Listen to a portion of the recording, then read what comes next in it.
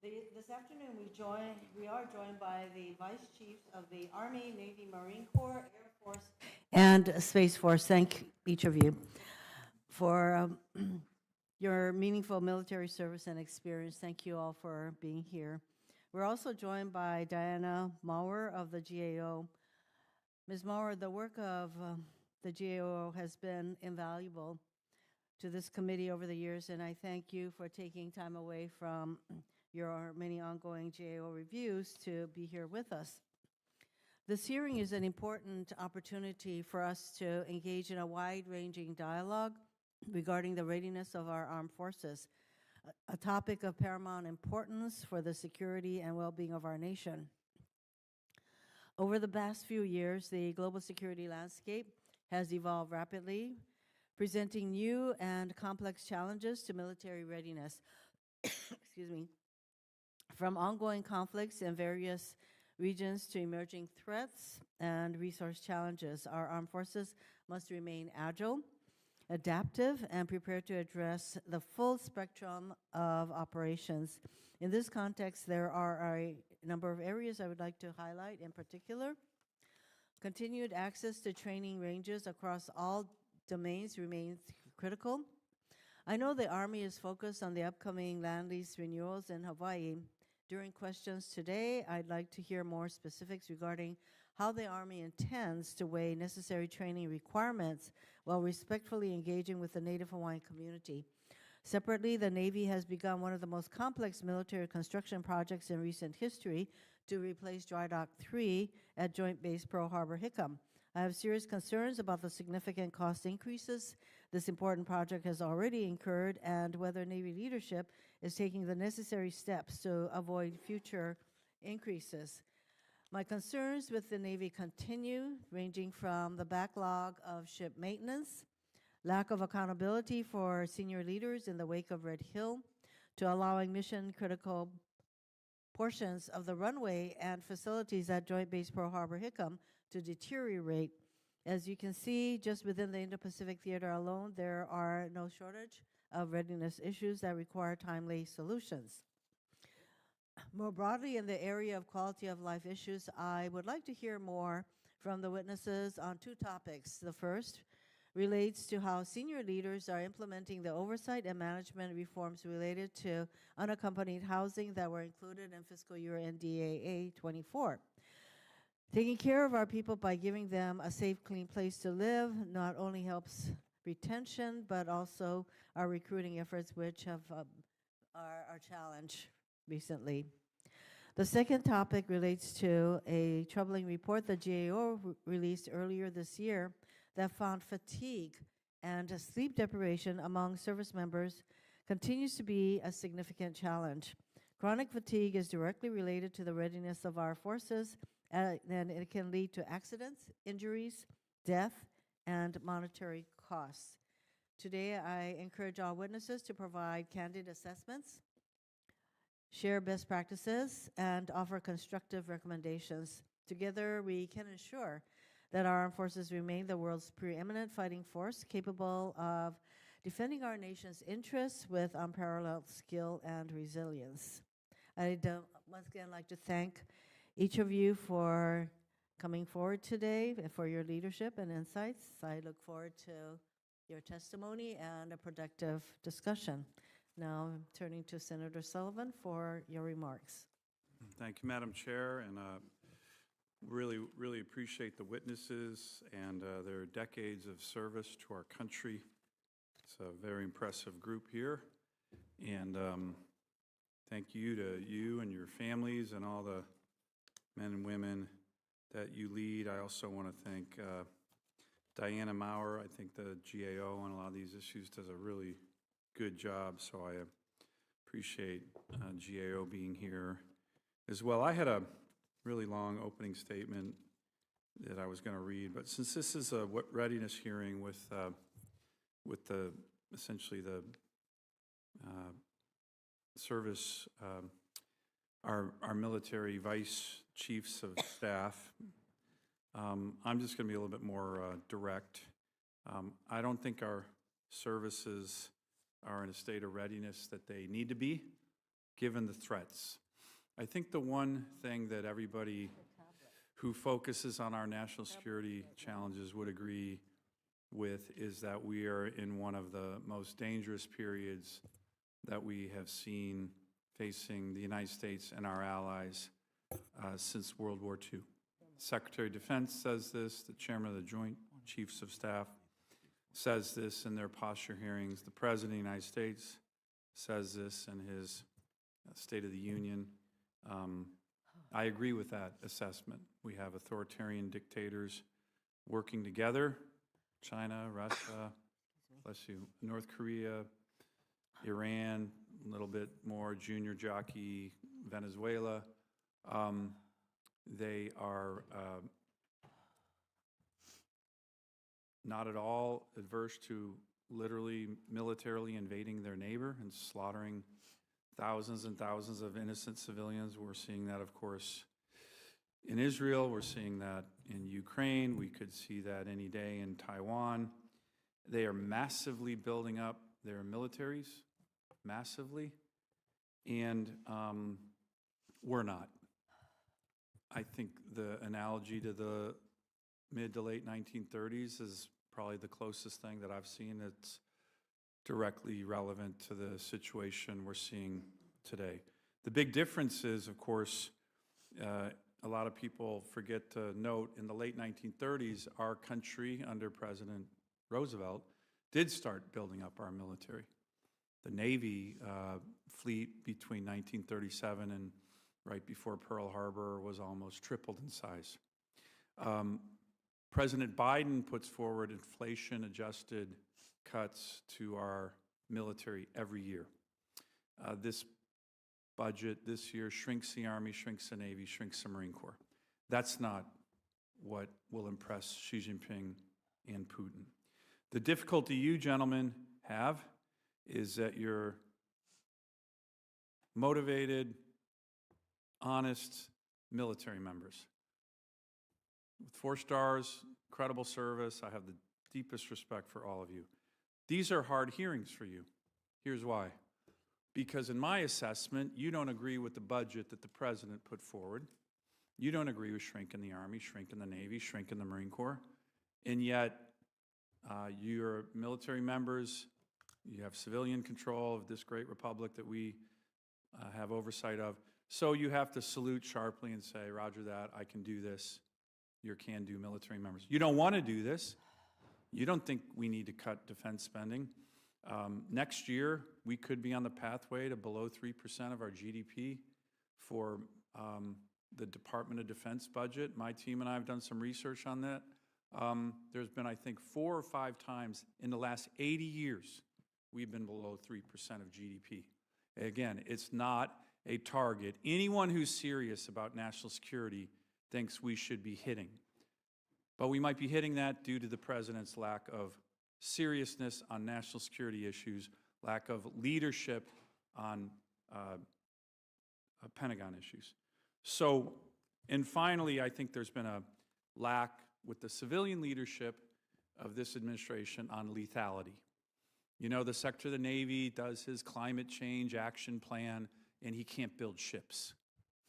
That's not serious. The Navy, in my view, is in a crisis. Can't build ships. The Chinese are cranking out 10 to 12 high-end surface warships every year, and we can't build one.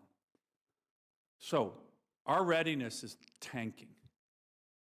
It's our job as a Congress to try to get to the reasons why. I think I know the big reason why this administration is not serious on it, but to help you, to ask probing questions, to ask difficult questions, some of which are really hard for you, gentlemen, because again, I don't think any of you agree with cutting the budget and shrinking the Navy and shrinking the Army and shrinking the Marine Corps, but that's the direction we're going, and it's dangerous, and we are sending the wrong signal to our adversaries. So I thank the chair for holding this hearing. It's a really important hearing. I have a ton of questions, so I hope we can go at least till about 4 o'clock, whether any other senators are going to be here or not, because this is really important.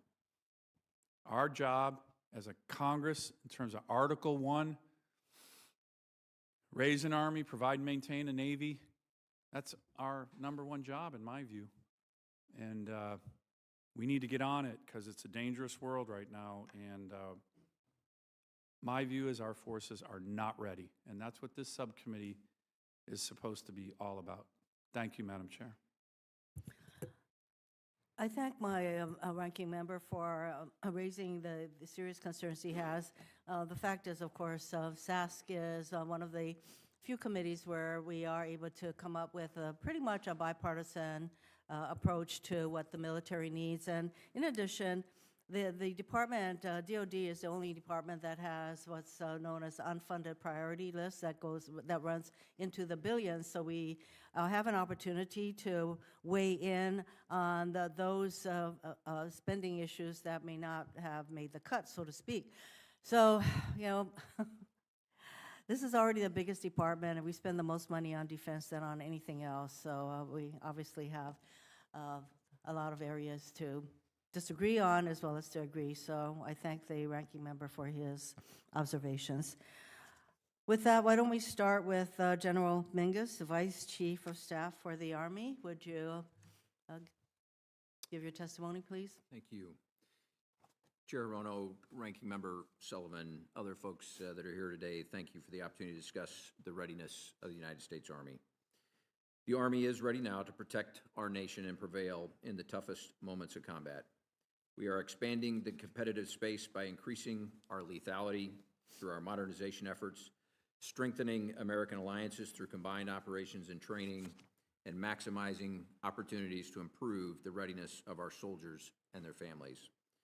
The Army's readiness needs mirror the rapidly emerging changes in the character of war, driven by network centricity, advances in sensors, hypersonics, robotics, quantum computing, and artificial intelligence. Armies can now increasingly see further, sense further, shoot further, engage remotely, and with increasing accuracy. Time is not on our side. And if we can quickly integrate and fuse these emerging technologies into advanced methods of warfare, we will maintain our decisive advantage in the current and future joint operating environment. Central to this effort is the health and effectiveness of our organic industrial base. During my visit to Scranton Army Ammunition Plant, I witnessed firsthand the success of our OIB modernization investments through the production of our new yield 155 round. And since Russia invaded Ukraine in 2022, we have doubled the monthly production of 155 from 14,000 to 30,000, and by summer of 25, thank you to the supplemental, we will get to 100,000 rounds per month. As the Army invests in our warfighting capacity, we are simultaneously contributing to the integrated deterrence by supporting global campaigns and strategic partnerships, especially in the Indo-Pacific.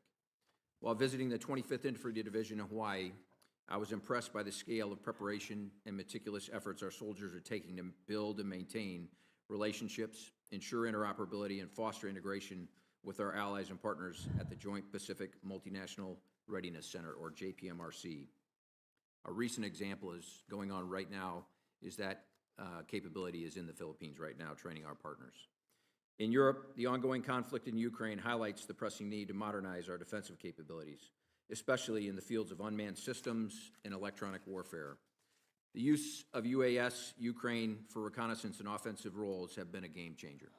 We are committed to enhancing our capabilities in these areas to ensure that we remain at the forefront of military innovation. We recently delivered both the Integrated Defeat System, commonly known as the Coyote, and the Directed Energy M-SHORAD, the 50-kilowatt laser, to bolster our counter-UAS defenses in U.S. CENTCOM. That said, the Army's FY25 budget request continues to prioritize our most ambitious transformation efforts in prioritizing critical areas like long-range precision fires, integrated air missile defense, command and control, and contested logistics. Finally, our greatest strength is the readiness of our people. We take care of our people by ensuring our soldiers are ready for combat with viable doctrine, equipment, realistic training, and simultaneously providing for their families with the resources they need to thrive at home. A key part of that responsibility is providing safe, high-quality housing and barracks. During my recent visit to the 11th Airborne Division in Alaska, I witnessed instances of positive impact of our barracks arrangements. The initiatives that we're exploring are not just about physical changes, but it's about fostering stronger bonds among soldiers, their leaders, and promoting a culture of care.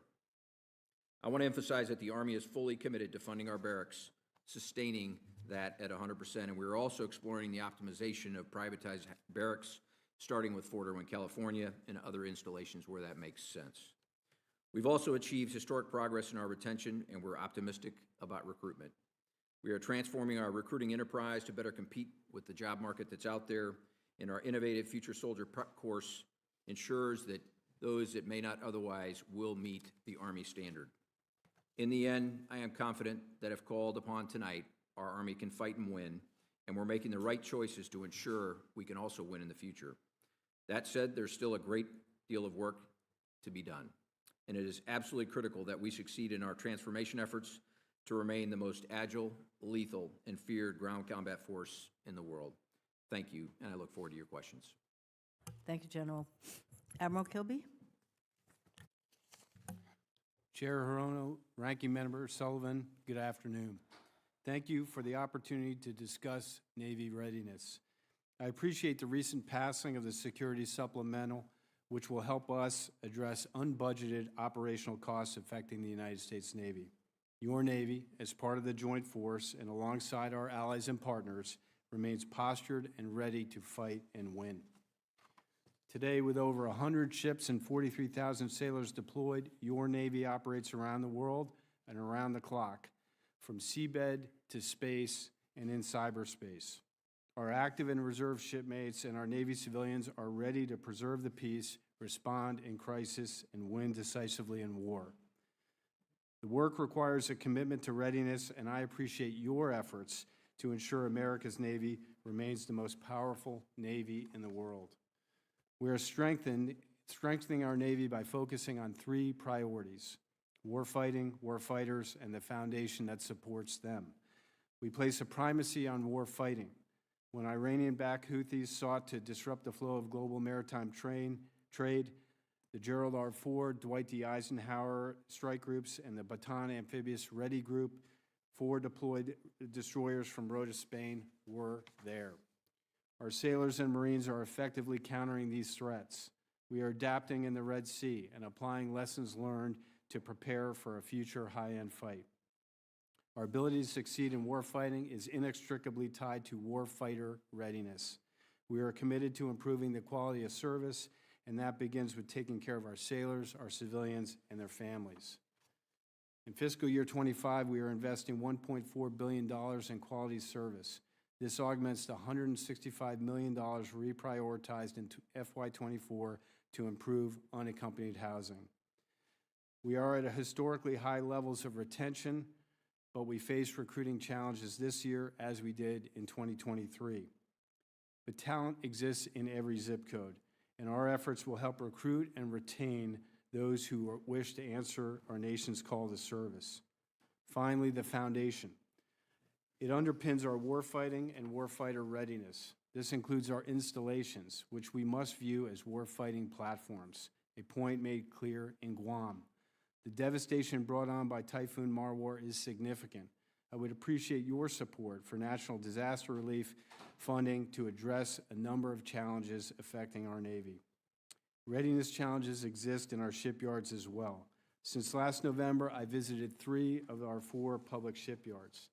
In FY25, we will invest $2.8 billion in our shipyard infrastructure optimization program to recapitalize those key components of Navy industry. Additionally, we're investing in the submarine industrial base as we ramp up production of the Columbia-class and Virginia-class submarines. These investments are vital to sustaining our undersea fleet and supporting our commitment to the AUKUS partnership. Our Navy has a culture that strives to think, act, and operate differently.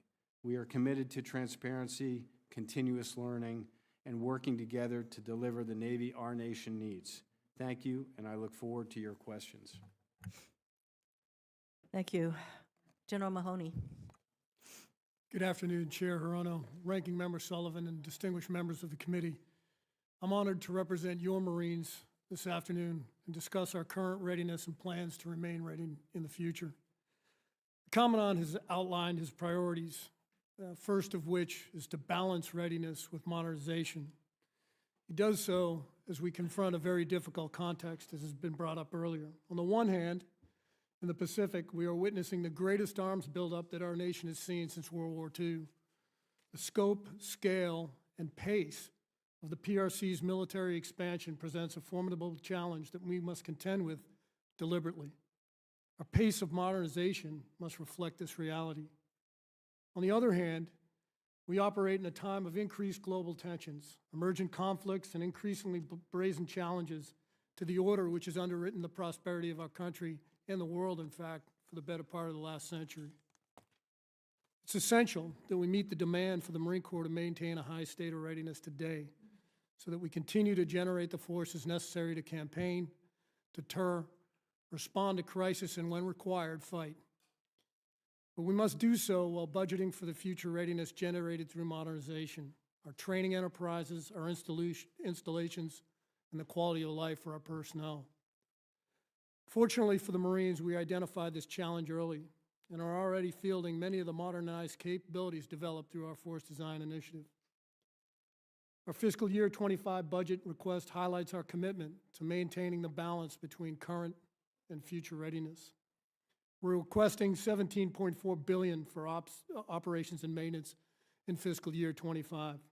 That's 32% of our total fiscal year request. That's to sustain our current and projected operational requirements in support of the Joint Force and national tasking. This operations and maintenance account funds our FSRM account that ensure our Marines have quality spaces in which to work and adequate barracks in which to live. But we're also seeking to gain momentum toward modernization. 65% of our budget request, $35.2 billion, supports our 4 pillars of force design. And I would also be remiss if I failed to mention the service's receipt of a clean audit opinion. Well, there's much to celebrate in being the first service in the DoD to accomplish this feat. The greater part of that victory is to be able to precisely tell you what we have done with every dollar, and to show the American people that we are true stewards of every dollar that's accorded to us. The Marine Corps is appreciative of Congress's assistance and sustained support to take care of our Marines, to build our capacity and guarantee lethality. Your Marines are ready. Thank you for the opportunity to speak, and I look forward to the questions. Thank you very much. General Slife, am I pronouncing your name correctly? You absolutely are. Okay, please proceed. Thank you, ma'am. Good afternoon, Chair Hirono, Ranking Member Sullivan, distinguished members of the committee. The beginning and end of my testimony today is that your Air Force remains ready. Nevertheless, as Senator Sullivan pointed out in his opening comments, the strategic landscape is as complex and dynamic as it's ever been, demanding the Air Force be ready for a spectrum of threats across differing time epochs. The rapidly evolving capabilities of the People's Republic of China demands our full attention. Meanwhile, Russia, North Korea, Iran, violent extremist organizations can't be ignored. At its most basic, the budget being considered by the committee today represents our best judgment on how to allocate risk over time, given the realities of the fiscal constraints and inflationary pressure inherent in today's environment. Could we retain greater force structure or additional platforms intended to be divested? You bet. But it would come at the expense of today's readiness levels or tomorrow's modernization, which is a proxy for tomorrow's readiness. Could we improve upon today's readiness? Absolutely. At the expense of force structure or modernization. And finally, could we modernize faster? We could, but it would come at the expense of either force structure or readiness.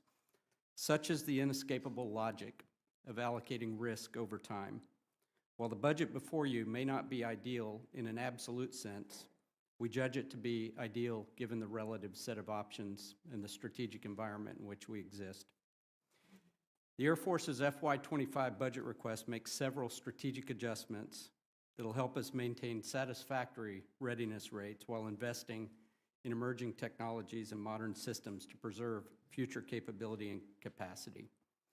Our personnel retention and accession rates are stable, Updated programs and policies aligned to DoD-wide standards are already resulting in a steady flow of new airmen.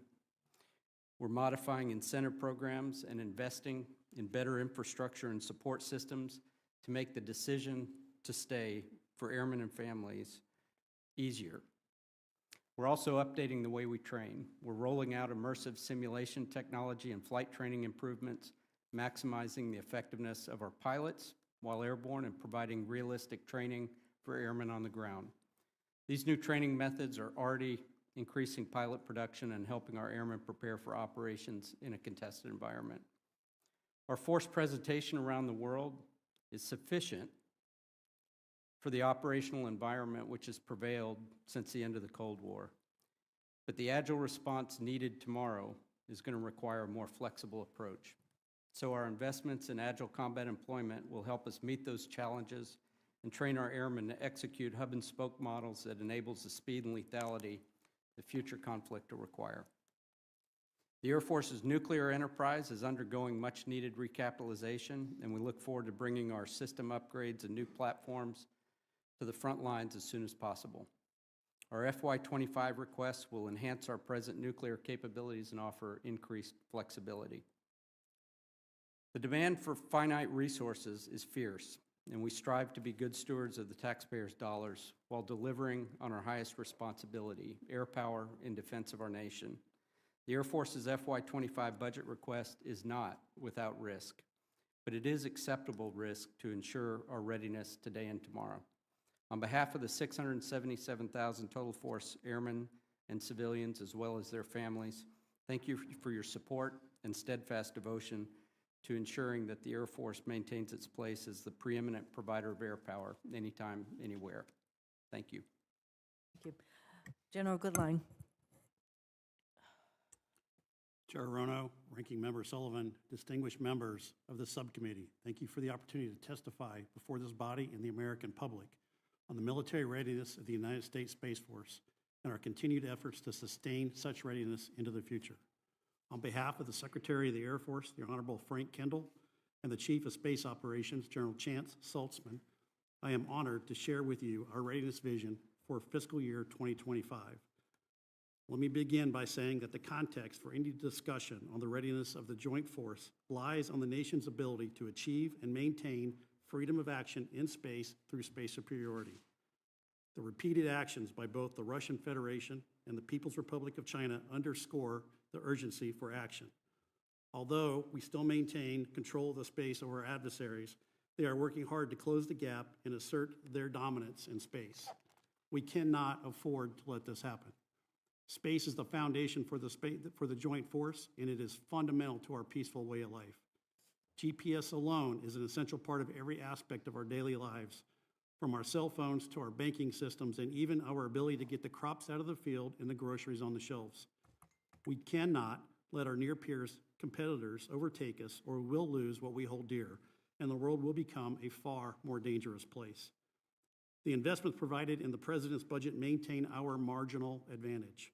However, we must seriously consider future budgets in order to counter adversary investments and ensure our joint force remains the dominant joint force defending this great nation.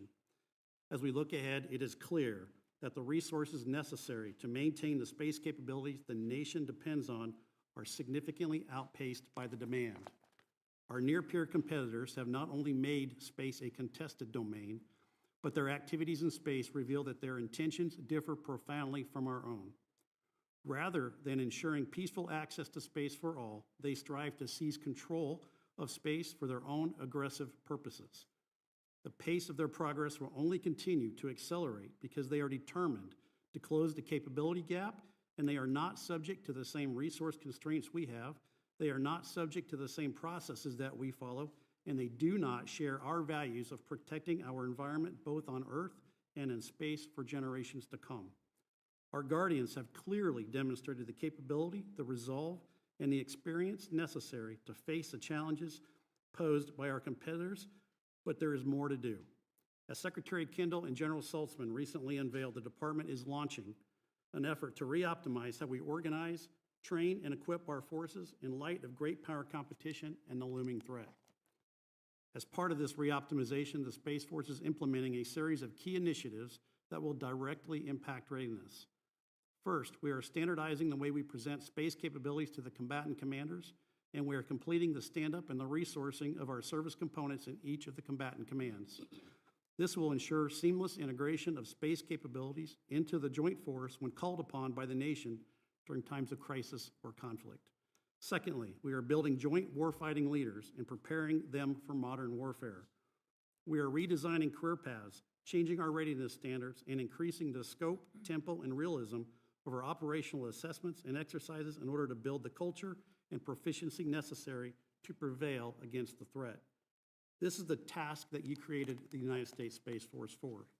Lastly, we are establishing a new field command focused on preparing the Space Force for future warfare. Space Futures Command will focus on developing future warfighting concepts and testing these concepts in modern, live, virtual, and constructive environments against realistic threats and focusing our investments on science and technology to counter the emerging threats. Space Futures Command will channel these lessons learned and technologies developed into a robust objective architecture and force design that will drive future resourcing decisions and readiness.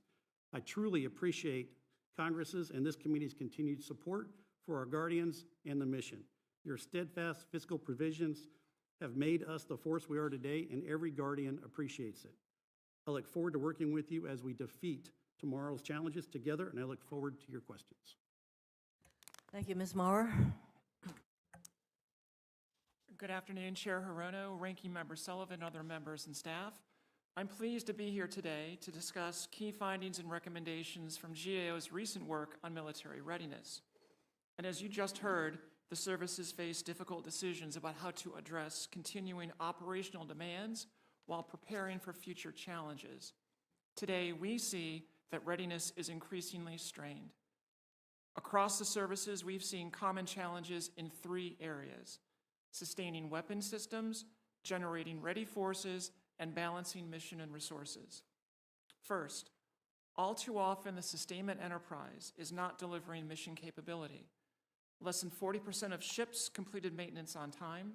The F-35 and most aviation systems failed to meet annual mission capable or availability goals. And missile defense sustainment is optimized for specific systems rather than across the enterprise. Second, the services have at times struggled to align new equipment, units, and training to generate ready forces.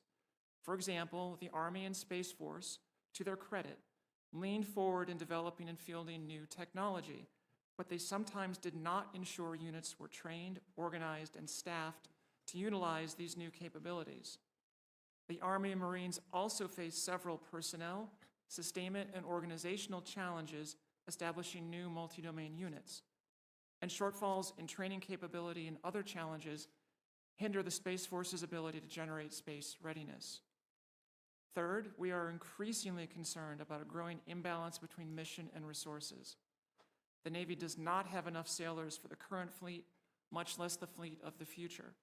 As we reported earlier this week, the Navy has 16% fewer sailors than required in the battle force. The Space Force is short 2,000 uniformed Guardians, plus an undetermined number of civilians. Aviation and ship sustainment suffers from the lack of spare parts and shortages of trained maintenance personnel.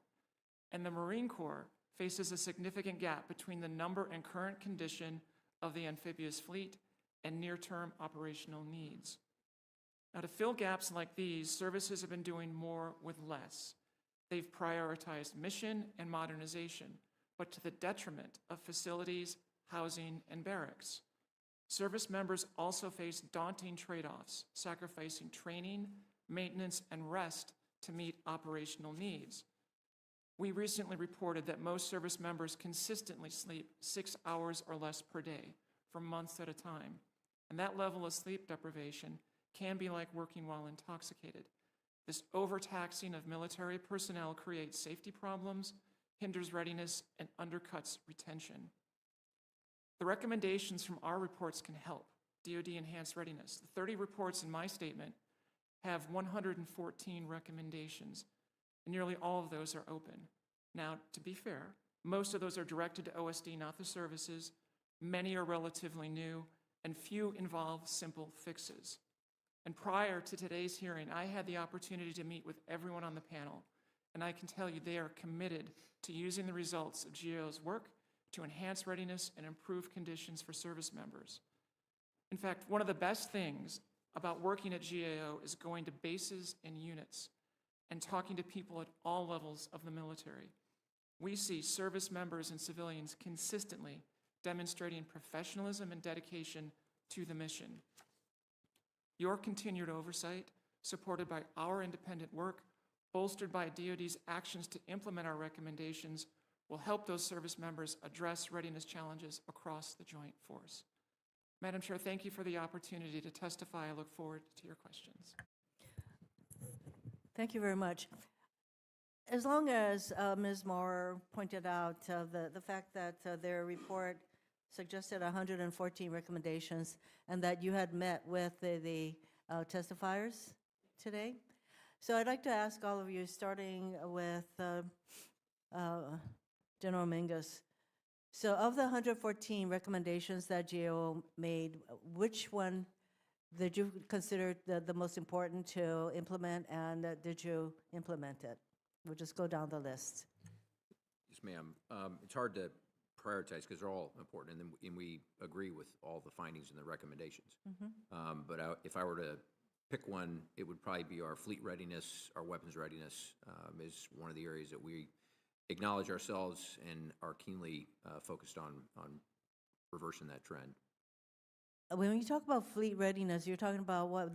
There are a lot of elements that go into fleet readiness, Tanks, such as Bradleys, our howitzers. Our fleet readiness currently is below the standards that we hold for ourselves, and part of that is a confluence of cascading of equipment from one unit to other, back to depots. Some of it is equipment that we've given to Ukraine and the supply parts that have to go to Ukraine, and so it's been a host of things that have caused this, and it's our standard for most of our fleet is about 90% operational readiness rates, and if you aggregate across the fleet, it's sitting at about 80%. So, General, I would be interested to know how you're doing with the fleet readiness aspect of the GAO recommendations. So we will follow up with you on how you're doing with that. Ma'am. So, Admiral? Thanks, Chair Hirono. I think I agree with General Mingus. We do take the GAO reports very seriously, read them, and try to really understand where we can make progress in the forward direction. I would say 3 reports stand out. One, the most latest report on fatigue, which applies to all the services, but the GAO has done reports for the Navy fatigue. So that's a serious report for us, especially given the manning situation that Ms. Maurer described. That's the second area, and that report was released on Monday. I haven't had a chance to completely digest the report, but there's much of it that we agree with and concur. And then finally, the readiness reporting on availability and modernization and maintenance. Those reports are impactful to us, and we are taking those very seriously. So as we go down the list, my intention is that for the recommendations that have been suggested, and as you point out to this committee, what you consider to be an important recommendation that you are going to implement, my intention is to follow up to enable you to make those changes as suggested. So we'll continue down the list. General Mahoney. Thanks, Senator, and agree thematically with my shipmate and my fighting mate over here. The one that stood out to me as a leader of Marines was the report on the condition of the barracks.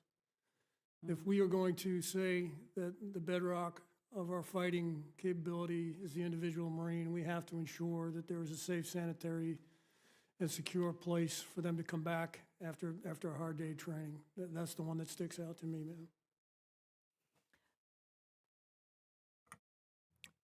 Senator, thanks. General Slide. So as I look through the work the GAO has done, the portions that were most compelling to me was the work that the GAO has done, actually several reports on the F-35 specifically. This is, of course, the backbone of the Air Force's future strike fighter fleet. In many ways, it is a fantastic platform. It's a fantastic capability we have, but it's extraordinarily complex, and it's complex in a number of ways. Number one, the structure of the program office, where we have multiple partners and allies that are involved in operating the platform, have a voice in how the platform is developed. Clearly, the Department of the Air Force and the Department of the Navy operate the U.S. fleets, and so there are differences in the way the Navy and the Marine Corps do supply and the way the Air Force does supply. And so anything that is a shared resource becomes very difficult for us to manage just inside the Department of Defense, much less with our partners and allies. And then finally, as we've found that we become more and more interdependent with our partners and allies, the interoperability of the platform itself. We have to be able to share data. We have to be able to use common weapons. We have to service each other's airplanes.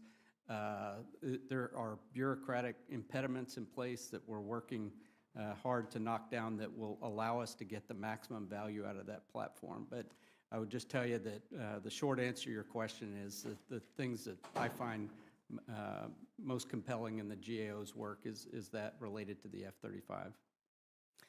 Well, good, because we've had issues with F-35 and its capabilities for what seems like a long time.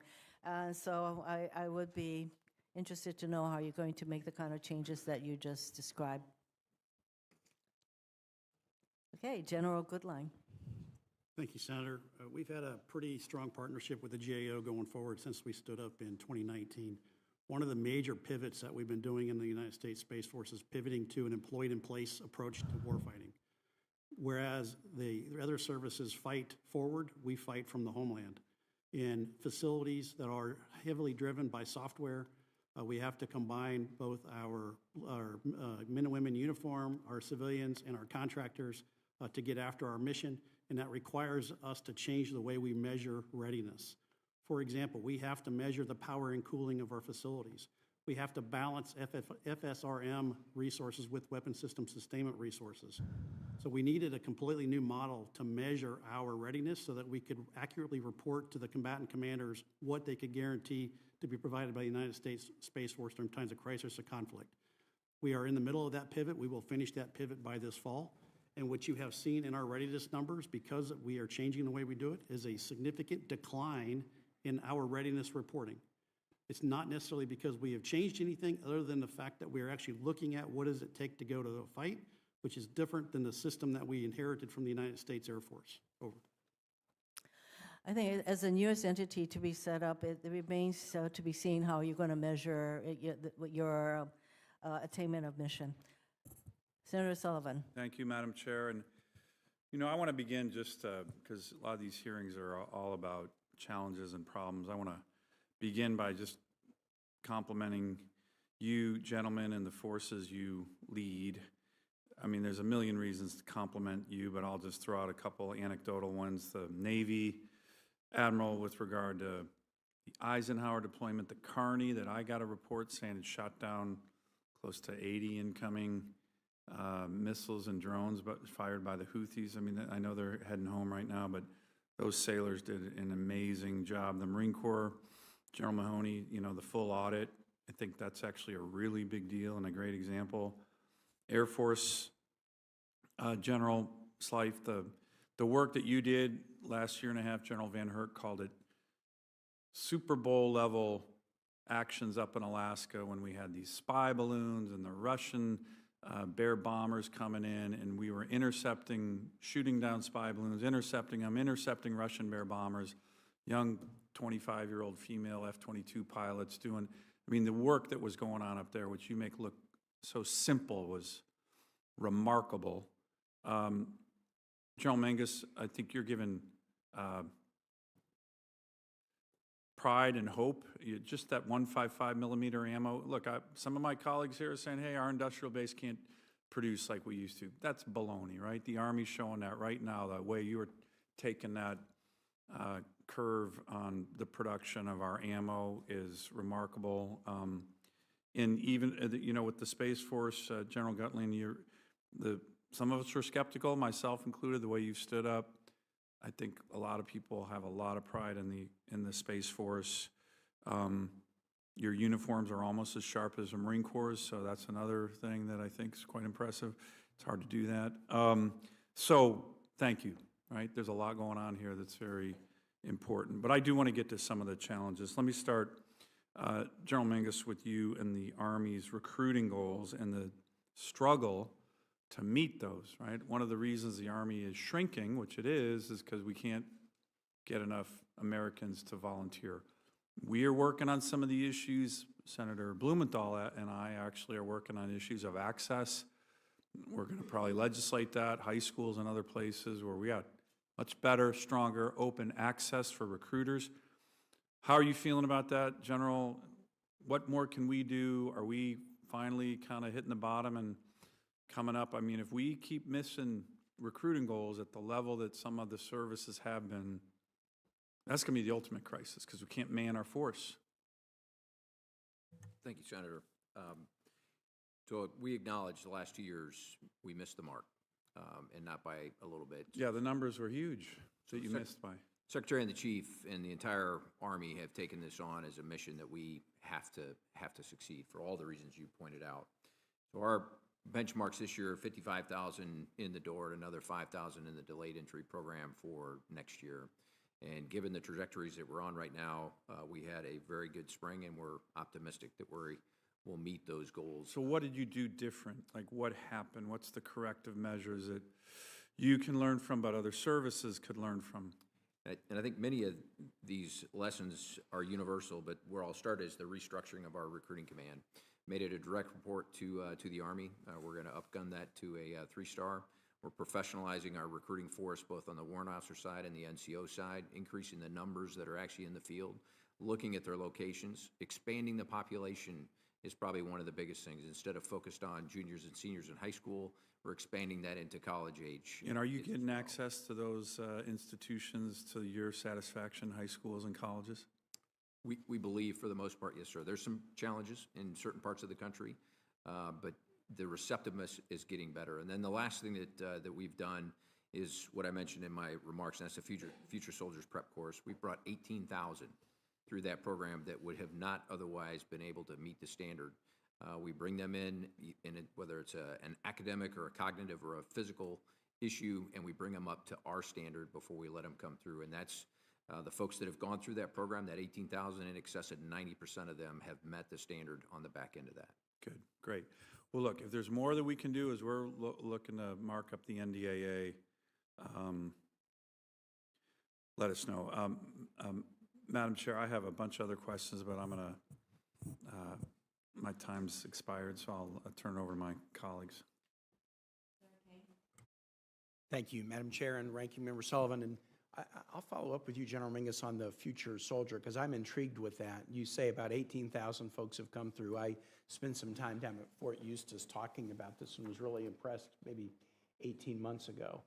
90% are able to get to the standard by the end of that course.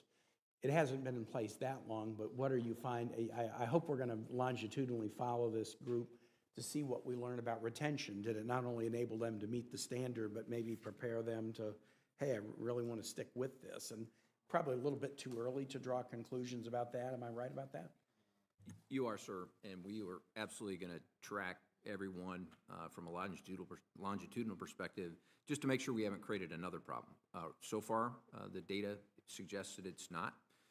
First term is on par with other first termers, and so as a result, we're considering the expansion of, instead of just doing it in South Carolina, maybe expanding it to other basic training locations. Well, it'll be interesting over time to compare folks who went through Future Soldier with those who didn't, and see if there's a different, kind of stickiness to their desire to stay. So I'll look forward to following that. And I know that many of the other services are watching carefully what you're doing, and Navy and others are implementing too. So thanks for that. Here's an issue that I've raised with a number of you when we've talked in the past. I'm really worried about the inadequacy of the labor supply in our industrial base. So, the 45-day shipbuilding analysis that was done, Admiral Kilby, you and I talked about this work done by the SecNav directed to look at why are we so late on the Columbia, why are we so late on Ford class, Virginia class, and there's a number of reasons, but the workforce is a key one. And even when it's workforce plus supply chain, often the challenge on the supply chain is the workforce. So we see this really spread throughout, and I'm really nervous about it. Here's what I'm finding, though, that troubles me. Every year, military recruiters turn away thousands of young Americans who are disqualified from military service for one reason or another. And I've had interactions with some in the last 90 days. I wanted to serve my country, and I passed through all the vetting and security check, but I had asthma in my background, or I had something else in my background that meant I was a no-go for entering the service. And I said, okay, when they tell you no, how'd you feel? I was really disappointed. And then did they say, hey, look, if you want to serve your country, you can still serve your country just because you can't come into the uniformed service. There's DoD civilian positions. There's an industrial base that are essentially in the foxhole with our active service in terms of the critical nature. And my interaction with people who've recently been turned away is no, they were given nothing other than I'm sorry, we can't let you in. I would hope that our services would direct patriotic people who want to serve this nation, who for one reason or another may not meet a qualification. I would hope that they might be directed to other parts of our defense ecosystem, because we need an awful lot of people. We need the tens of thousands who exit military service every year, who are going to go out into the big wide world and do anything. There's all kinds of opportunities for them to continue serving. And I think many of them know that, but an awful lot of people, based on my son's experience when he was the really green first lieutenant and had his first Marine platoon, and his sergeant came and said, I'm retiring in 60 days. What should I do to find a job? I mean, there ought to be ways to direct people into filling up these positions serving our country in the industrial base or the DoD civilian side. And I don't know that we're doing that. And I just would encourage you to see if we might be able to do that better. There's not a question there, but it's an encouragement. I do have a question about counter UAS in my last minute. We've been having some testimony and some hearings, some open, some classified, about UAS challenges, and obviously they're a threat in combat, but increasingly they're also a threat to our installations, both at home and overseas. Addressing this threat requires an awful lot of coordination. If it's at home, it's usually between a city or county and a state and a local law enforcement agency, and maybe the DHS or the FBI, as well as a base commander and others. And I worry a little bit that we're maybe not really coordinating as we are thinking about how to deal with the UAS threat around our own bases, both domestically and those that are overseas, where you have a foreign government also to deal with in terms of what you can do. How are you satisfied with the degree of coordination that we are seeing in trying to get after and solve this problem? Any of you want to? Senator, I'll answer that. But in 17 seconds, I can give you about 15 back, because the answer is no, not satisfied. And the reason we're not satisfied is because although the services coordinate effectively together and leverage each other's capabilities, every single locale is its own story. And so there is no national approach to this counter small UAS issue. It is local issue by local issue. I don't want to go over my time, but let me ask one other question really quick. If there was is there somebody in the Pentagon who I could grab by the shoulders and say, hey, you're responsible for this, the coordination part of it? Admittedly, it's complicated with all the laterals, but you're responsible for this. Tell me what we are doing to really develop strategies. Who would I go to? Who is that person? I could be one of them. Okay. Dr. Bill LaPlante, ANS, Undersecretary for Defense for ANS. He and I co-chair the session that kind of leads this on behalf of the Secretary of Defense. Okay. He stood up a Tiger team. That Tiger team's still in place, Bill LaPlante and I, and there's a couple other forums that do this. And all the services are part of that forum that Bill and I co-chair, but we would love to come back over and give you a deep dive on that, sir. I'd appreciate that. Thank you. Thanks, Madam Chair. Senator Blumenthal. Thank you, Madam Chair. Thank you to you and the ranking member for having this subcommittee hearing. And just to pursue the line of questioning that Senator Sullivan began, I think this recruiting issue will continue to challenge us, bedevil us, vex us for years to come, looking at the long-range trends and the attitudes among young people.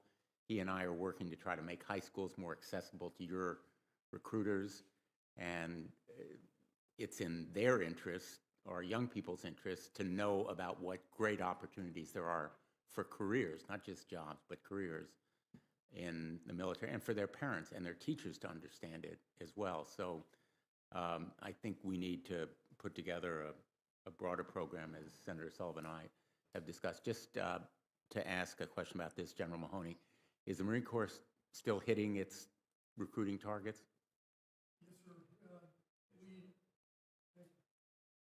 We made mission last year. We will make mission this year. The other part of gaining and maintaining a skilled force is retention. And our retention mission is very, very strong this year. For career Marines, we're over 100%, 110%. And for first-term enlistments, we're in the mid-90s. We will make those numbers. Interestingly and importantly, the numbers that we're keeping have a 95% specialty match against grade. So we're not keeping people that are not in the specialties that we want at the grade they want. So there are headwinds, and it is hard. And your recruiting force is out there working hard every day, but we will make mission. I have 3 minutes left. I have a big question, which I would appreciate your answering in writing. What have we learned from Ukraine? If you could give that answer to me in writing, and I wouldn't have time, and I know we'd be putting you on the spot. I would appreciate your addressing that issue to us in writing. Let me ask you, Admiral Kilby, I am intensely interested in submarine production. I know Senator Kane shares that interest. We've reduced, according to the Navy's proposal, the number of submarines per year from 2 to 1. I think that reduction, without any disrespect, is unacceptable.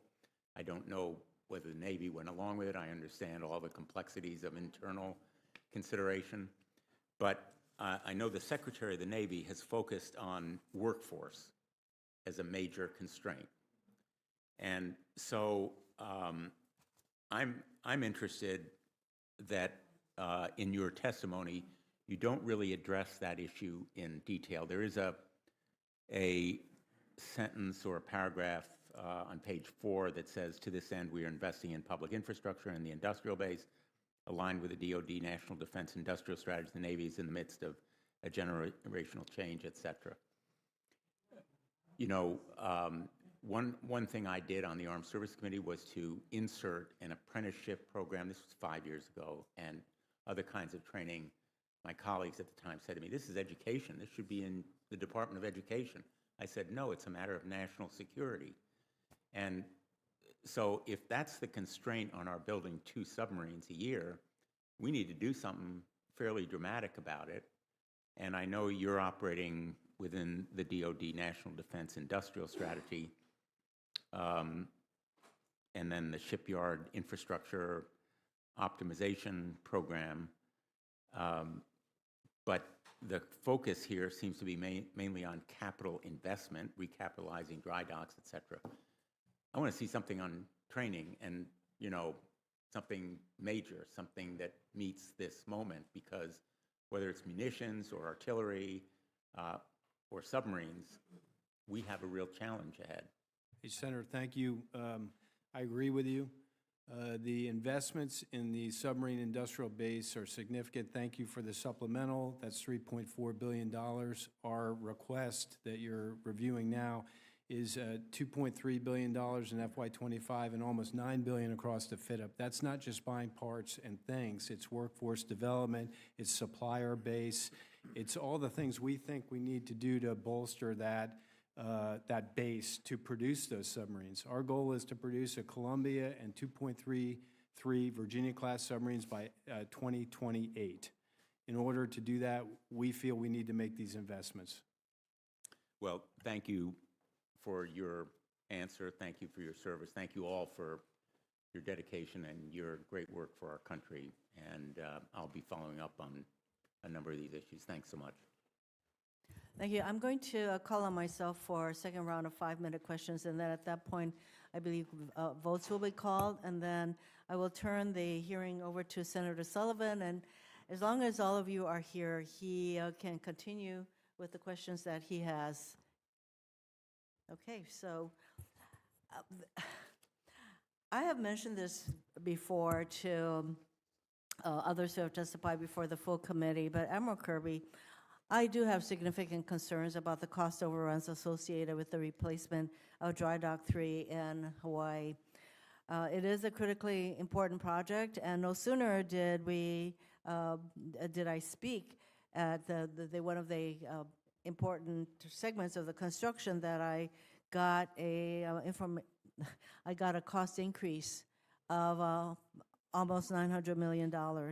So over $400 million of which was due to poor planning on the Navy's part, meaning that $400 million was due to the need to increase or to shorten the amount of time that it would take for this dry dock to be completed by almost 1 year.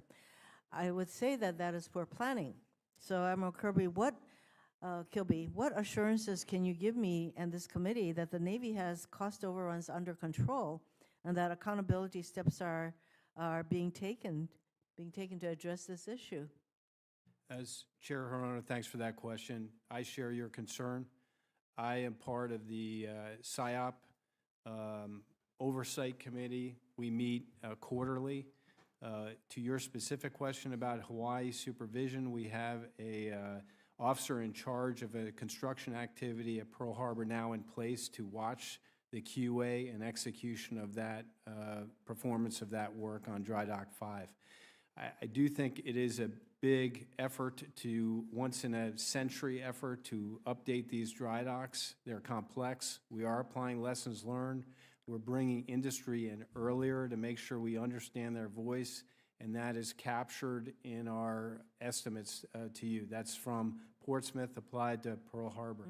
So I can't assure that you it won't happen again. I can assure that you have my attention and focus on it to try to ensure that this program is delivered as we would like it to be delivered and at the cost we predict it to be delivered at. I know that a large part of that cost is attributable to other things such as supply chain issues, et cetera, but to have almost half of that increased amount attributable to lack of planning is very, very concerning, and so I'm asking for some level of assurance that will be attended to. And I am hard pressed to identify a single large project that the Navy has undertaken that has come in on time and on budget. And if you can identify a project that has met those requirements, I would like to know what they are. But in the meantime, for Ms. Morrow, do you have anything to add from the GAO perspective on what is going on with this massive cost overrun, as far as I'm concerned, on Dry Dock 5 in Hawaii? Yeah, absolutely, Madam Chair. So we have some open recommendations to the Navy that they fully adopt some of the best practices and leading practices that GAO has established over many years on cost estimation and scheduling large projects like the project at Pearl. In our most recent report on the SIOP effort last year, we had a couple of new recommendations that I think would be helpful. One is encouraging the Navy to take a look at design and risk analysis throughout the life cycle of large projects like what's going on at Pearl, as well as to ensure that they are seeking out the opportunity for independent cost estimates as well.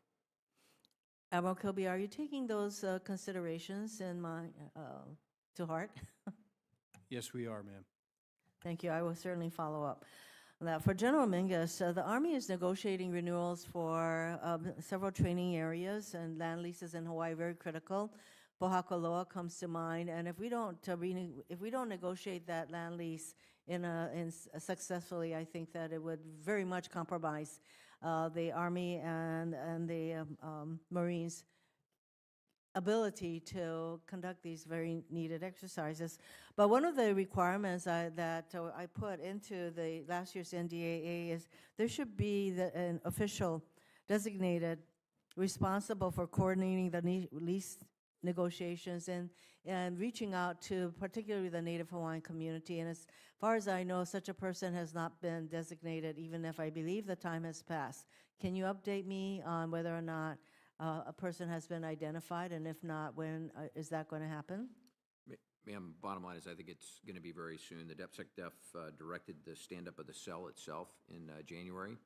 They have not identified a lead, but I think it is very close. But we in the Army are taking this very seriously. As you know, General Flynn has been very engaged since the beginning. He's held several town halls. We've had the initial environmental impact studies done. He's got another town hall coming up this month. We are attuned to the cultural sensitivities of this particular issue, absolutely. And we also are attuned to the fact that 2029 seems a ways away, but it's going to take us every day between now and then to get us there. And we look forward to working with you on this and your team as well. I cannot make it any clearer how important this aspect of the negotiations is, because especially if there are groups, particularly I would say the Native Hawaiian community, for whom that mountain on which Wahakaloa is located is a sacred mountain to them, and to not take that into consideration is going to be, in my view, at our risk. Is my time up? I can't tell. No. Okay, I'll keep going. Admiral Kilby, the Navy submitted a legislative proposal to Congress seeking authority to send up to 6 U.S.-based ships a year to foreign yards, i.e. In Japan, for repairs to prepare for potential contingencies. Now, while I'm in favor of keeping the ships we have in optimal conditions, I think it is short-sighted to outsource maintenance, especially when the Navy's own shipyards are in such disrepair. Why SIOP is so important. So, for example, the surface ship repair piers in Pearl Harbor are in poor shape, with only 4 of the 13 berths available to conduct ship maintenance. So I would think that we should be bringing those berths up to par, as opposed to sending U.S.-based ships to other places to be maintained. So instead of asking for authority to do overseas maintenance on U.S.-based ships, why isn't the Navy simply sending the ships already based overseas into these foreign yards for maintenance and repair? My understanding is there are dozens of ships already, for example, in Japan, for example, that could be repaired. Why ask to have ships that are in the U.S. sent off to these foreign places to be repaired? Can you respond to that, Admiral Kilby? Yes, I can, Chair Hirono, thank you. The concept behind the legislative proposal is to try to understand where we have places outside the United States in time of war that we could rely on repair of our ships. The general concept is short duration availabilities for those ships that are on deployment from CONUS. Not to at all diminish the work we need to do at our domestic yards and for work packages. So I don't see any impact. If anything, we can get some work done and do more work deeper when those ships return to their normal schedule. So there's no desire here to impact our own industrial base at all and their ability to repair our ships. We would like to know, though, who our partner nations and their repair facilities are, who we can trust to send our ships should we need to do that. So it is meant to just explore and understand where we have partnerships. For your specific question about our forward deployed ships, they deploy on a different cycle. It's called a patrol cycle, both in Japan and Rota. So they typically go out for 3 months and come back for 3 months, and they have an ecosystem within their own shipyards, whether they're Japan or Rota, to take care of those ships. So we understand how those work right now from a forward deployed naval force perspective. Well, frankly, before I would be convinced that we should authorize these 6 ships. So I would definitely like to engage with you further so that we can be on the same page. Thank you. Senator Sullivan. Thank you, Madam Chair. Admiral, I want to continue following on shipbuilding. You know, the Secretary of the Navy's statement from April 9th was kind of a shocker all 4 of the major programs, including the first Columbia-class sub, the new block of Virginia-class subs, the USS Enterprise carrier class, and the first Constellation-class frigate are all several years behind in terms of shipbuilding. That's kind of as bad as it gets, in my view, particularly when, as I mentioned in my opening statement, the PLA is cranking out 10 to 12 high-end ships a year. So more specifically, 66% of the attack submarine fleet in the U.S. Navy, only 66% of the attack subfleet is available for operations. Amphibious ship readiness is at 32%, which is stunning. That impacts your United States Marine Corps. The latest fiasco with the USS Boxer deployment underscores a huge problem with amphibs. So my question, Admiral, I know you and I have talked about it. Let's assume there's no cost restraints. Let's assume there's no, we have workforce issues, budget limitations. If you had a magic wand and you're very smart and have a lot of experience in this world, what would you do to kind of start to fix this problem? One of the things I was disappointed in, the Secretary puts out this statement, shocking statement to everybody. By the way, great statement if you're an American adversary, like, holy cow, look at that. These guys can't do anything right. But there wasn't a plan to fix it.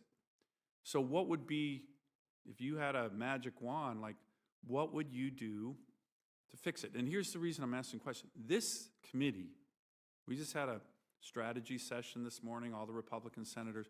We are ready to do big stuff, new shipyards.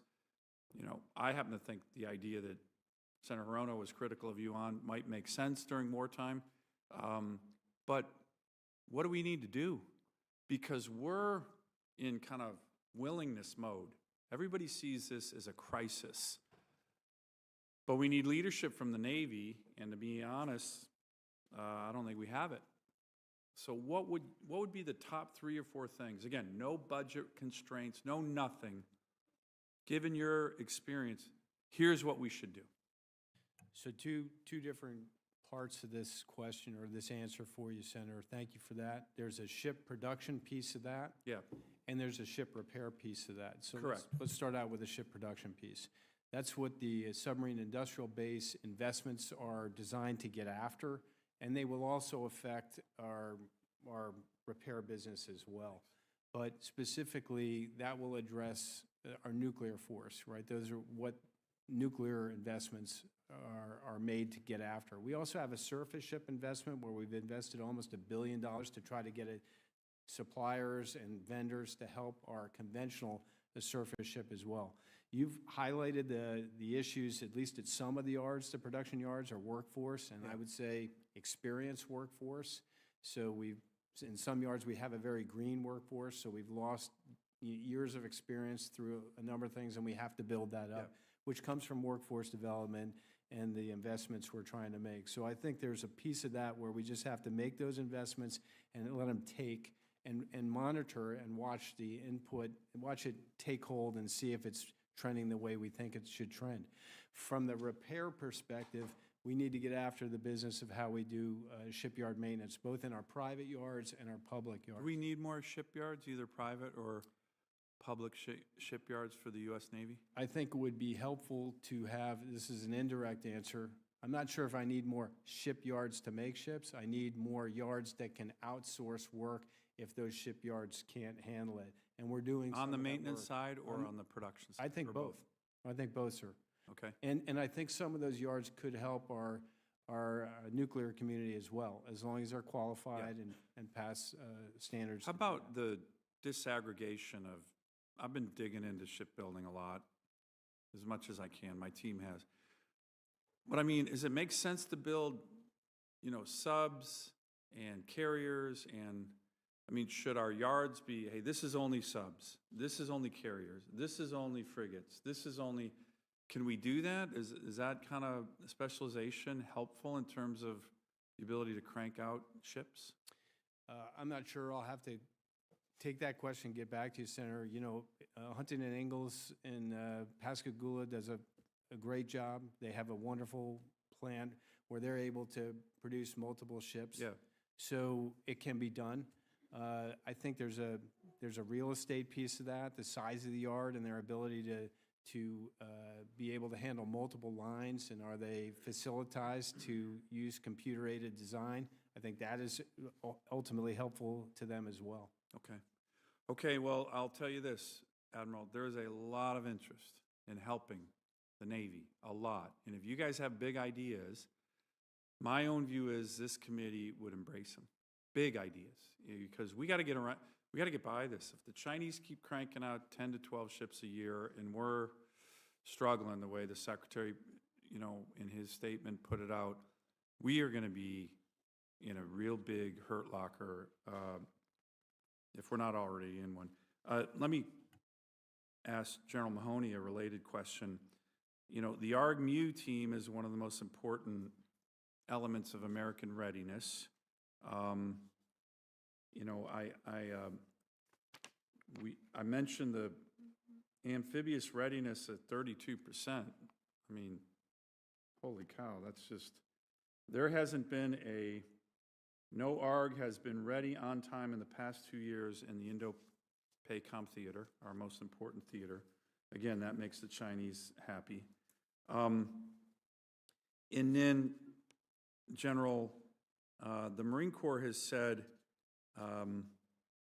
in terms of force design, the Marine littoral regiments need about 9 LSMs per MLR.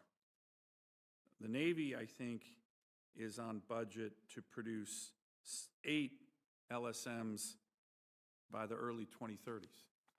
So that is a giant disconnect with what you guys say you need in terms of force design and what the Navy is producing. Publicly, the Marine Corps has been saying, well, the LSM procurement plan seems fine, but the LSM procurement plan, from my math, doesn't seem to add up at all. If you need 9 LSMs for each Marine Littoral Regiment, and there's 3 Marine Littoral Regiment, that's 27 LSMs. The Navy right now is saying you'll get 8 by the mid-2030s. So isn't that undermining amphibious readiness in terms of the Marine Corps' new force design as well, General? Senator, thanks. The LSM, as you rightly noted, is a key enabler for the movement, mobility, and sustainability of the MLR in the littorals. It is late to need. The initial procurement year was supposed to be 22. The way it's programmed right now is a single ship in 25, 1 in 26, and a 2 each in 27 and 29. If I got that right, 27, 28, and 29 for a total of 8. You are correct. We won't see critical mass until the early 30s in pursuit of our requirement of 35. Between then and now, what we have done to fill that gap, vice just stare at it, have invested in leased vessels, invested in alternate platforms, expeditionary fast transport. But those are clearly suboptimal.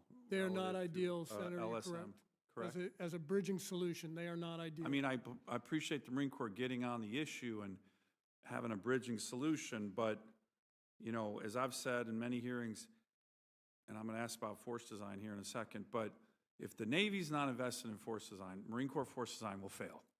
I think that's just a fact. And I just worry that on a basic concept as important as LSMs as it relates to Marine littoral regiments, it doesn't look like the Navy's invested. We have the investment in this budget, sir, but I'll say we need to go faster. As you pointed out in your opening statement, we can't have our adversaries putting 10, 12 ships in the water, and we're worried about building, less than that. So, General, let me pivot directly to some of the Marine Corps force design issues. The Marine Corps recently decided to reactivate HMLA 269, which was deactivated in 2022 in accordance with initial force design plans. One of the major criticisms of force design was General Berger's divest now to invest later strategy, where there was a very significant divestment of proven combat power for future weapon systems that come on board, leaving a gap in combat capability. General Smith has said that he would recalibrate force design to meet emerging threats. Obviously, this HMLA 269 decision is a recalibration, which I think it's good to see him doing that. What other examples of recalibration can you provide the committee with regard to force design that the Marine Corps is either undertaking or contemplating, and are you still focused on 3 MLRs, or is that now going to 2? Senator, one of the parts of the force design thesis was to take your assumptions, challenge them, validate them, war game them, test them, learn from them, and refine. In the case of HMLA, which went from 7 squadrons, originally envisioned to 5, and then we adjusted in that calibration of our assumption, cut us too thin, back to 6, 4 on the West Coast and 2 on the East Coast. We're looking at the same for assault support capacity with our heavy lift when CH-53K comes aboard. So that's another force design recalibration that you're looking to add back heavy helo lift capability that was cut as part of force design? As part of inventory management, yes, Senator. What about your F-35 cuts that were pretty dramatic? Just as a matter of clarity, none of the programs were cut. We have bought the HMLA program, 369 airplanes, 189 AHs, 160, I think, H-1s. We have bought out the V-22 program, we've bought out KC-130s, and we will buy out 200 CH-53Ks. What we're doing within that buy is managing the inventory based on global force management, based on MAGTF training, based on individual and organic training, making sure that we can make that demand and managing the fleet accordingly. It's not, we didn't divest any tails, so to speak. Right, but they weren't going out to the fleet. Some of them weren't going out to the fleet. That would be correct. There would be, the fleet would drive the demand, and then we would adjust the inventory to meet that demand. I started flying F-18s, and they were engineered for 5,000 hours. Let me ask real quick, the Boxer, how significant is that to West Coast MUARG readiness? All the big decks are critical. We're out of balance right now. The statute calls for 10. We have 9. When Bougainville delivers, we'll have 10. Okay. And have you been in contact with your Navy comrades here on this very critical topic? That's the Navy Marine Corps team? Yeah, constant contact, sir. Okay. Let me ask General Mingus, I'm going to get back to you. 11th Airborne Division, as far as I can tell, maybe you can provide me an update. Morale is good. We love this unit in Alaska. One of the things, though, that I've been a little bit concerned about is the MTO recognition of the higher costs of operating in the Arctic, just across the board. The ability to do anything, the ability to have weapon systems that work in 20 below, the ability to have the equipment, the gear. So, snow tires, right? I mean, these are all big issues, and they cost more. So you and I have talked about it. I just want to kind of, in this hearing, get your commitment that as you're looking at the cost requirements, the MTO of the 11th Airborne, that it's going to reflect the additional costs that would be appropriate for the operations that this unit is doing in Alaska, and don't just cookie cut, hey, you got the 11th Airborne in Alaska, the 82nd Airborne on the East Coast, we're going to make the costs the same. Well, they're not the same. And to have success in Alaska, it's probably going to cost more with that airborne unit. Can you comment on that, General? Yes, sir. Thank you. Not only do you have my commitment to you, but I also have no choice because the Chief of Staff of the Army has directed me to fix it, and so that is my goal. Good. It was one of the reasons why I personally went up there here just a little while ago. And would you agree with my assessment that the cost of just operating in that environment is not going to be what the 82nd Airborne Yes, sir. deals with? And it's going to be more because they still have to be able to go fight in the jungle, too. Right. And so they have to have equipment to go to the Philippines, or go to Japan, or go to South Korea, but they also have to be able to operate in Alaska. And so they are going to have a very unique MTO. And it's not just the equipment, it's the mechanics and all the other things that go with it to sustain it and maintain it and ensure that it operates in that environment. And so it's physically in the building with me now. We are working that. So when I was up there, I told Brian Eifler, hey, personally send it to me. I've got it, because we don't want this to be a bottom-up.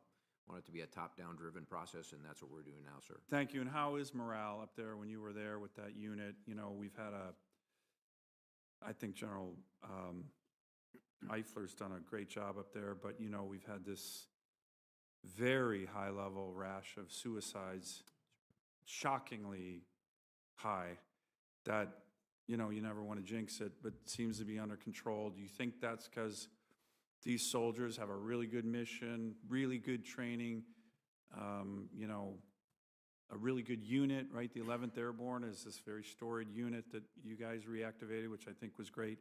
What's your sense of the morale there? And do you think we have, again, you never want to jinx it, but do you think we have that very troubling issue of high suicide rates more under control in Alaska?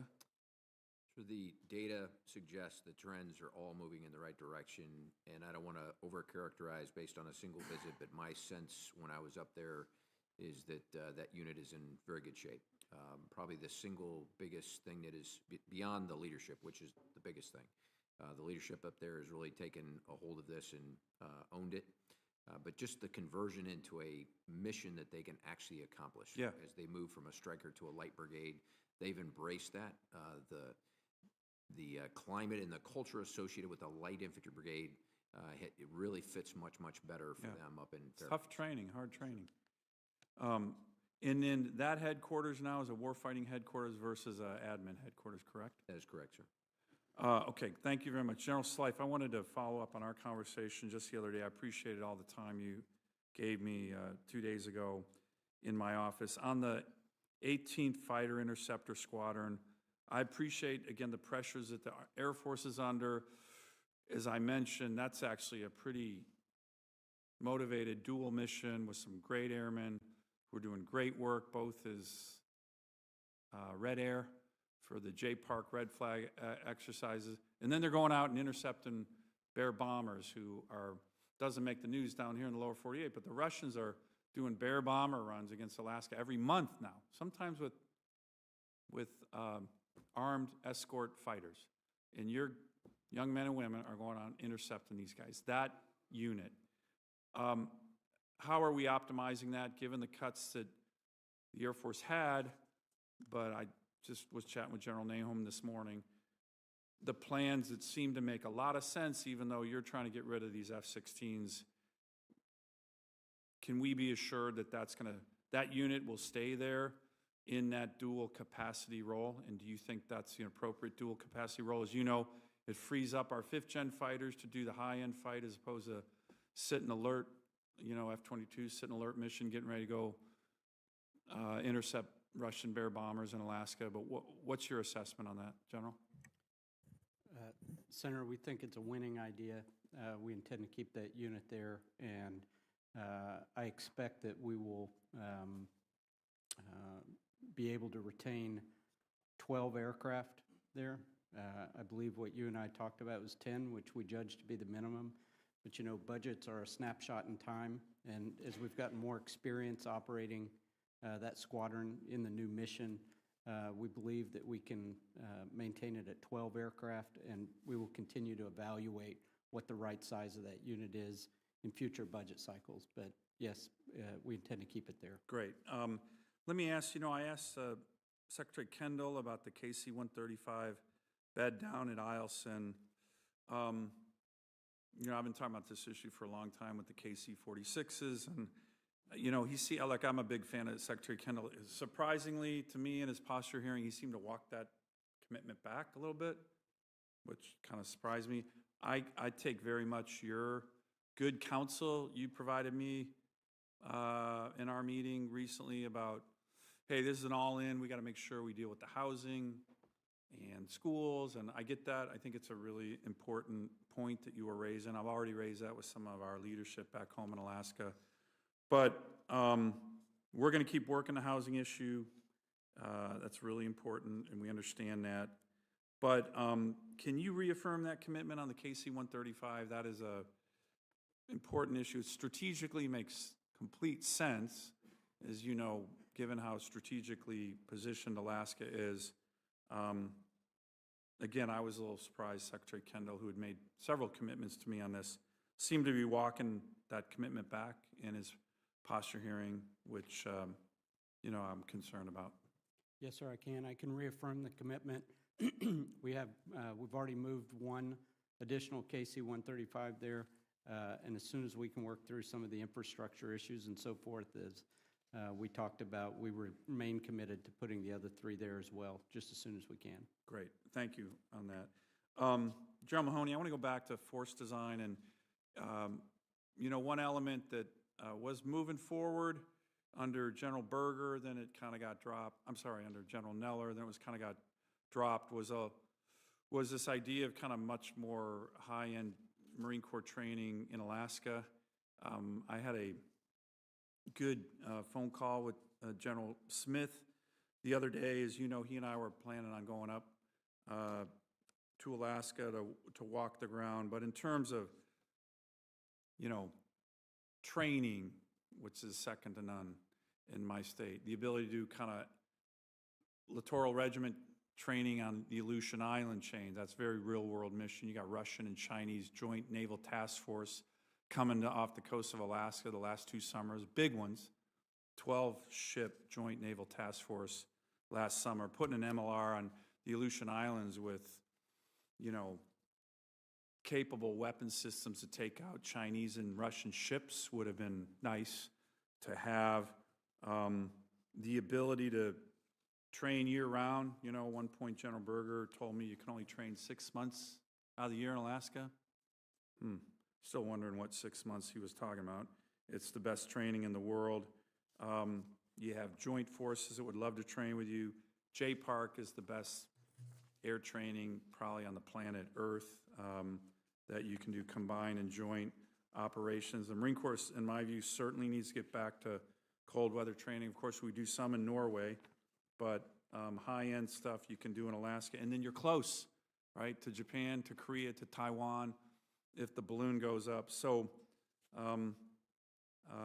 my discussion with General Smith was really positive on that. Can you give me an update from your perspective on the potential of this issue? Like I said, it was something that seemed to have a lot of momentum under General Neller. It wasn't even something I was involved in. It was just what the Marine Corps was doing. Then it lost momentum under General Berger, and I think it makes sense strategically, training-wise, for the Corps to look hard at this. Senator, thanks, and I agree with you as a fighter pilot who did the old Cope Thunder days of old in Alaska, then Red Flags, Cope Thunders, Northern Edges, Arctic Response. That training range is outstanding. General Smith has re-energized our ops section, and I think he is committed to sending our PP&O, DC Aviation, and importantly, Marine Forces Reserve to look at our reserve component and how they can also align to exercising in Alaska. Great. Well, I look forward to working with you and General Smith and the entire leadership team, General, on that issue, so thank you on that. General Cutler, and I wanted to mention in terms of the facilities and infrastructure that are crucial to the Space Force mission. I